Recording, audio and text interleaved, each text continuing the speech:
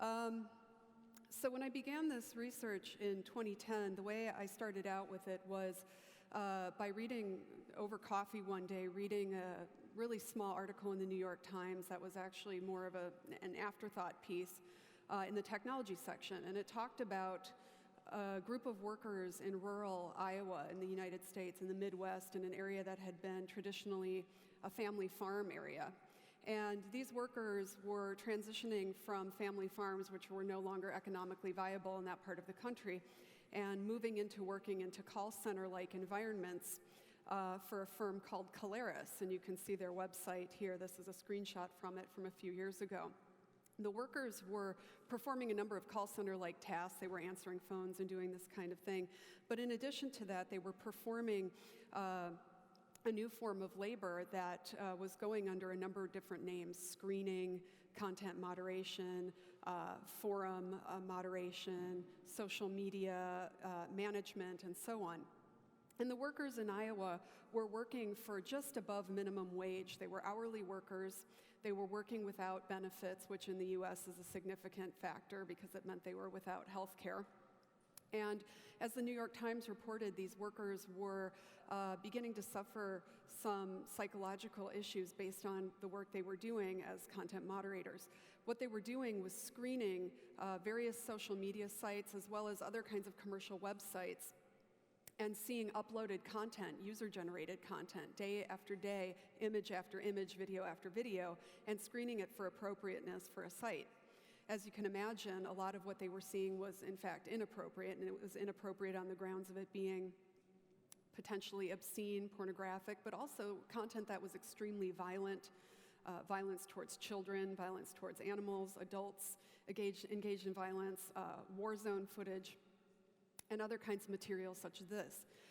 And the workers were reporting some difficulty in managing their ability to look at this content constantly, especially at such a low wage without any type of benefits. So I was intrigued by this story. I turned to my colleagues who were all digital media experts, academics who had dedicated their life work to studying the internet and digital media. I myself have been online since 1993 when our social media platform was literally in a guy's closet on a server, a guy named Jeff, anyway. My sense of moderation was really more around voluntary kinds of activities. And when I asked my peers and my professors if they'd ever heard of this type of work, two things happened. The first thing is that they said no, they hadn't. The second thing they said, which is probably what you're thinking, is, well, can't computers do that? And in fact, the answer to that is no, and I'll talk a bit more about that. In the meantime, I visited Caleres' webpage, and I was stunned to discover their own tagline, which, as you can read up here, was "Outsourced to Iowa, not India," with this bucolic farm scene that really reflects the reality that's no longer even in existence in Iowa. It's all factory farms and agribusiness there. So just to give you more of a sense definitionally of what commercial content moderation really looks like, it's a globalized, around-the-clock set of practices in which workers, such as the Caleres workers and others, view and adjudicate massive amounts of user-generated content, or UGC in industry lingo, destined for the world's social media platforms and interactive websites. While the workers' status and remuneration vary widely depending on site and circumstance in the world, there are some features that this work tends to share. Specifically, CCM work is typically unglamorous, repetitive, and often exposes workers to content that is disturbing, violent, or psychologically damaging, all as a condition of the work that they do. This screenshot is from YouTube's flagging system a few years ago, which you as a user can go to if you come across content that you find disturbing or otherwise inappropriate based on site guidelines, and you can report it. For YouTube, that triggers the content moderation process to begin. So we as users participate in the process of CCM by our own reactions to the content we see. So CCM workers, in the course of their work, render content visible or invisible while simultaneously remaining invisible themselves. In the world of CCM, the sign of a good job is to leave no sign at all. And yet the mediation work done by CCM workers goes directly to shaping the landscape of social media and the UGC-dominated internet that we all participate in. where platforms exist simply as empty vessels for users to fill up with whatever they will, and for CCM workers to act in effect as a gatekeeper between the users and platforms, providing brand protection on behalf of the companies and the platform owners, which they demand. Companies that tend to utilize CCM services, whether they are the third-party companies that often employ the workers or the major platforms themselves, avoid talking about their moderation practices. In fact, they'll often treat it as a trade secret, and they subject their workers to non-disclosure agreements, or NDAs, that preclude the workers from speaking about the nature and conditions of their work. Yet, despite the hidden nature of CCM, it is an, in fact, essential component of the production and circulation of social media. On the screen here is a leaked document from a number of years ago through the third-party firm Odesk, a micro-task website that had this reporting guide from Facebook. And again, following the circuit, you can see the type of material that is often found in the CCM process, and then therefore get an idea of what those workers are exposed to, even though they're unable to discuss it freely because of their NDAs. And this is a screenshot from YouTube's community guidelines. Again, if you want to know what kind of material workers see, go to your favorite platform and look at community guidelines or the other kinds of rules and regulations that govern the UGC that can be included, and you'll see it there. So making decisions about what UGC is acceptable and what is not is actually a highly complex process, as I indicated. At this point, it's well beyond the capabilities of software algorithms alone. Some firms do employ some level of batch processing and some measure of algorithmic moderation, but typically this work falls to human agents. And just to give you a sense of the kind of content stream or the volume that we're talking about, YouTube itself really receives over 100 hours of uploaded video per minute. So the enormity of the UGC that is created for each platform is just exponential if you think about that amount of content per minute. So some of this will go through machine automation, but the material that's flagged, usually by people like you and me, will be typically rerouted through a circuit like the one you just saw a few minutes ago to a human agent in some place in the world. And whether or not the screening happens before the content is uploaded, which is the case for some platforms, but typically after it has been posted in most, human content moderators are called upon to employ an array of very high-level cognitive functions and cultural competencies to make decisions about the appropriateness of such content for a site or platform.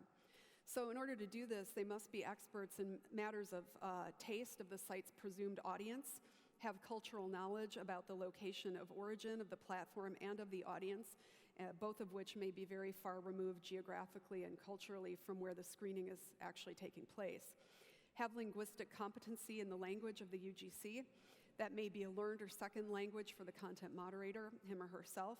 Be steeped in the relevant laws governing the site's location of origin, and be experts in the user guidelines and other platform-level specifics concerning what is or what is not allowed, all the while being exposed constantly to the very material that mainstream sites disallow. And just to give you an idea of the volume of processing, we're talking about thousands of images a day that these workers are asked to view, or thousands of videos. So the work has to be very quick. All of that having been said, CCM isn't an industry unto itself per se. In fact, it's a labor process or set of processes that takes place across a number of industries, and as such is stratified in the way that I have listed here. So some firms have the capability, both technologically and financially, to have workers right on site with them. This is the case for many of the major Silicon Valley social media firms. They will have an in-house team, although I should point out that those workers are often contract laborers. So they will lack the full-timer's badge.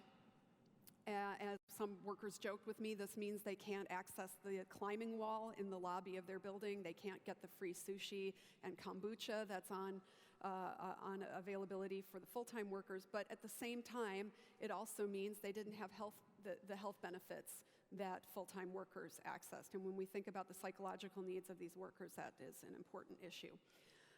There are boutique firms, social media agencies, much like ad firms, that provide CCM-like practices, and they will also even go so far as to seed content that is more favorable. So they'll take down the bad stuff for a brand image and put in content that is positive. Of course, as I mentioned, we have call centers.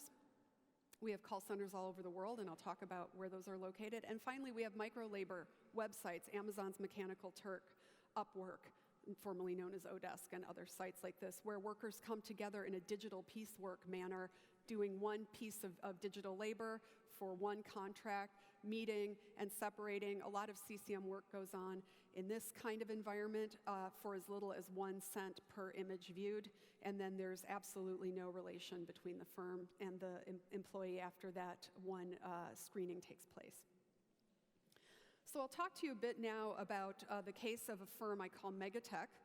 This is a Silicon Valley-based firm. I am not able to share with you the name of the firm, its real name, because of the ethics guidelines that I'm under as a researcher, but it's one that all of you know and have used and are probably using now.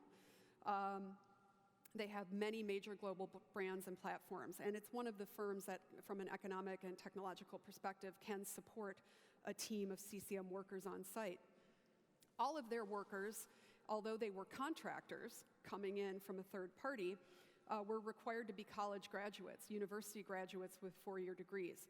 And they were coming to Megatech with elite backgrounds from places like the University of California at Berkeley, for example, or the University of Southern California and other 4-year liberal arts colleges. However, they were coming not from science, technology, and engineering backgrounds, but actually the lesser disciplines of the humanities and the social sciences, right? So things that Silicon Valley wasn't putting as much value on.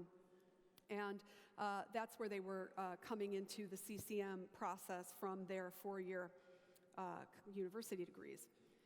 For those that I interviewed and spoke with, all of whom were in their early 20s, just a couple of years out of the university, the notion that they could get a job in the Northern California, Silicon Valley environment was alluring to them, and it was loaded with promise. They went into this work with the hope that they might do CCM for a year or two and then transition at Megatech into one of the more lucrative and one of the more well-respected and valued jobs.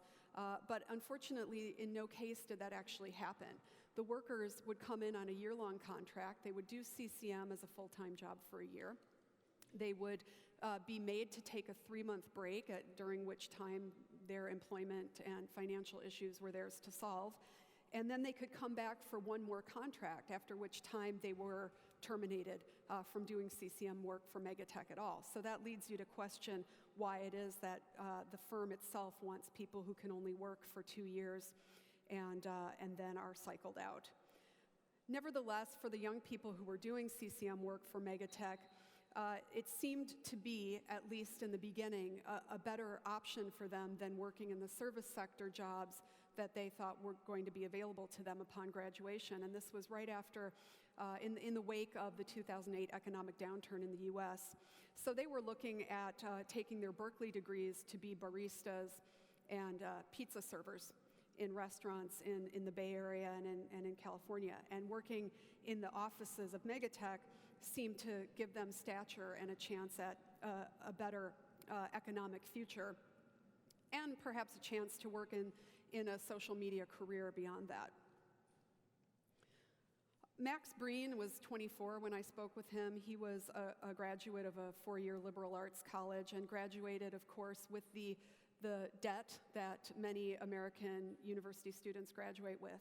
And this was the case for all the employees at Megatech. They had these elite degrees, but they were saddled with tens of thousands of dollars in debt, and that was something that they were very concerned about. Max was living in the Bay Area with about 4 roommates.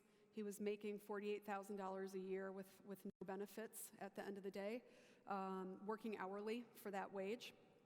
And Max was a particularly insightful person about the work that he was doing with CCM.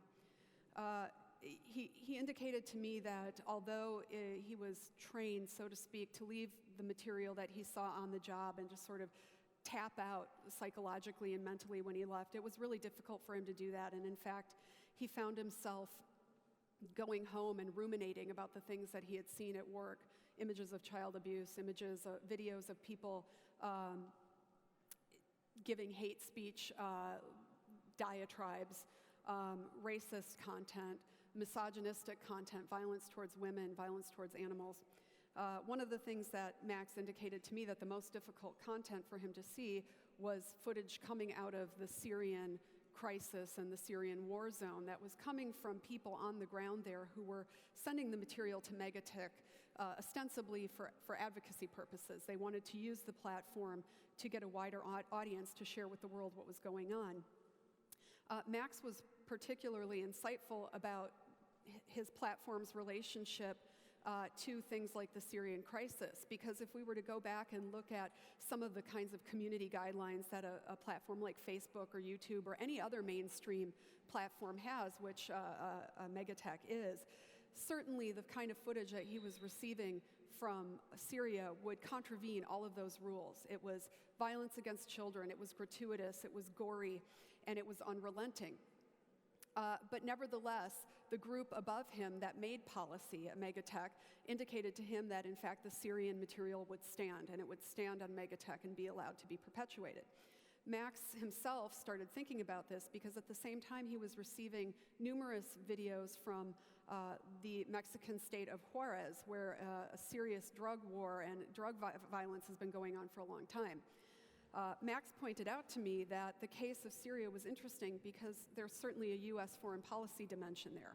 Megatech, being a U.S. company, seemed to be aligning itself with the U.S. viewpoint on the Syrian crisis. At the same time, he noted that the U.S. also had extreme involvement and a relationship to the drug wars in Juarez, and that material was not allowed to stand under any circumstances, even though it was coming in ostensibly under the same advocacy rubric as the Syrian footage. And he started to feel some frustration against these kinds of incongruent episodes in his work. Josh Santos was another worker. He had graduated from Berkeley and had been working at Megatech for almost 2 years and was ready to cycle out. He referred to his work at Megatech as being immersed in a hole of filth, and he would do that, be immersed in that hole of filth 8 hours a day, 40 hours a week. Both Max and Josh began to have trouble in their private lives with the material that they were seeing. Because of the non-disclosure agreements, they were precluded from talking to friends and talking to others about the content that they were seeing at work and the kind of work they were doing, and therefore the effect it was having on them. But all of the Megatech workers indicated to me that, in fact, they didn't want to tell other people about what they were seeing because they felt that it would be a burden upon them. They all had a sense of altruism. They had a sense that they were making the internet even possible for us to use. Some of the other workers I spoke to told me that without CCM work, most of us wouldn't be able to stomach the internet for long. Those of you who've ever had the misfortune to make an errant click on a video that you had unexpectedly stumbled across that was something like a beheading or something like that know what I mean. These workers were engaged every day looking at that content and then taking it down so that other people didn't have to see it. In spite of this, the workers under their NDAs who weren't sharing this information with partners and with loved ones were having real effects in their personal life. Max indicated to me that he had started drinking a lot more, for example. Another story I heard was of one of the workers when he would find himself in an intimate situation with his partner. He would be embracing her, they would be getting into an intimate situation, and suddenly an image of a video he had seen and taken down at work would flash before his eyes, and he would push his partner away. And when she asked for an explanation, he couldn't even find the words to share. So not only were they precluded in a contractual way from discussing the content that they saw, it was an emotional barrier, and it was an emotional barrier that was beginning to cause rifts between them and the people in their lives, isolating them even further in the CCM work they were doing. All of this leads me to the point to to ask about, is this basically the internet we were promised? Is this the digital labor environment that we were promised? And also, where are the flying cars, right? But as many of you may know, since the early 1970s, particularly in an American context, there's been a shift in labor from the manufacturing sector moving into so-called knowledge work, work that would focus on technical work, specialized scientific and other types of knowledge, the very STEM degrees that I was discussing earlier, and an increased importance and predominance of technological innovation. All of this, of course, we were told would lead to this, right?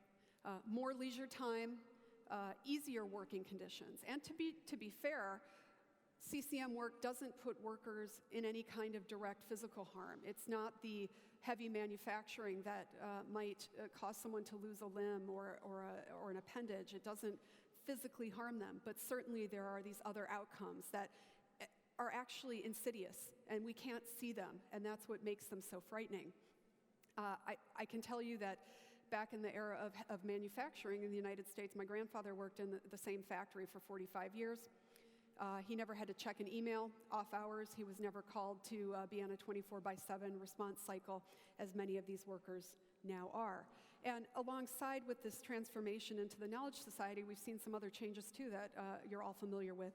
Privatization of state resources, a deregulation of industry, fewer worker protections, a cheapening of labor, globalization processes, all of which are part and parcel of the way CCM operates today. In fact, great geospatial, economic, and political reconfigurations have taken place to facilitate the obfuscation of the material and immaterial labor, such as CCM, that underpins the very knowledge economy that we're talking about, often via these practices like outsourcing and other types of migratory practices. In the case of the Philippines, which you can see here, this is Makati City, one of the major financial and economic centers in Manila.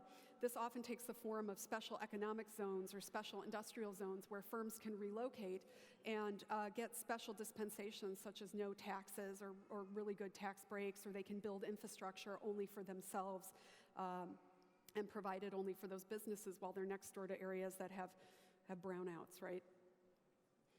So CCM work is increasingly migrating to places like the Philippines. And the Philippines, at just 1/10 the population size of India, has now surpassed India as the call center capital of the world.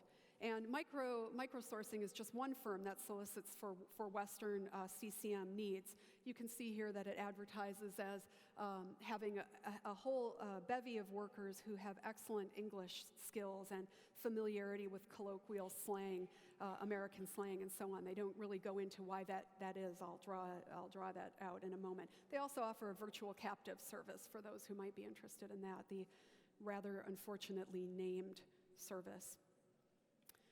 This is a place in the Philippines called Eastwood City. It's the first IT cyber park there.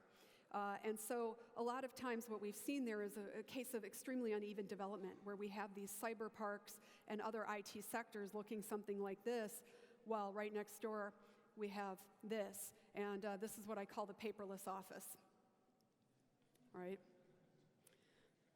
So all of this is giving us a pretty significant bifurcation and an exercise in extremes. And I want to say it's not just in the Philippines where we see this in Silicon Valley, the difference between places like Mountain View, where Google is headquartered, next door to East Palo Alto, one of the most impoverished places in that region. Just a few words about the Philippines, and you're going to hear much more about that in a moment from the second presenter. But I want to give you some context.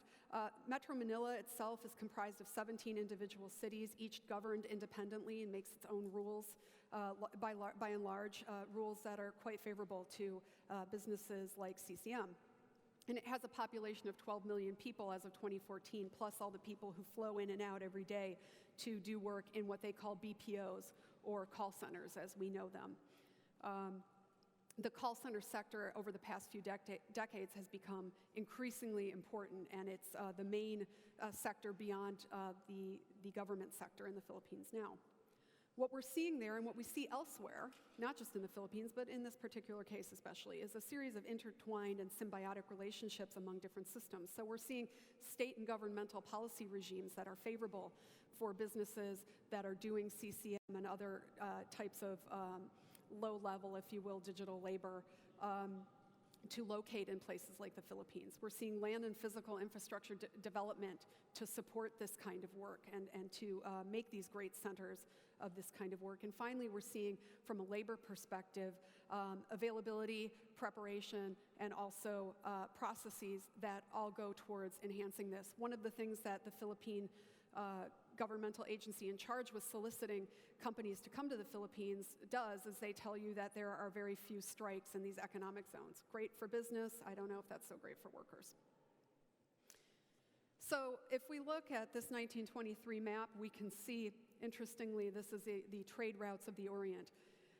We'll see that these trade routes are actually mirrored in the way data is flowing in and out of the Philippines today. And you can see there's a direct route right there to San Francisco, and that continues to this day. I went to the Philippines last May, and I talked to CCM workers there. We met at a TGI Fridays at 7 a.m., which was happy hour for the workers there. They were meeting and drinking after their CCM shift. And they reported to me a number of themes. Again, they were very similar to their American counterparts.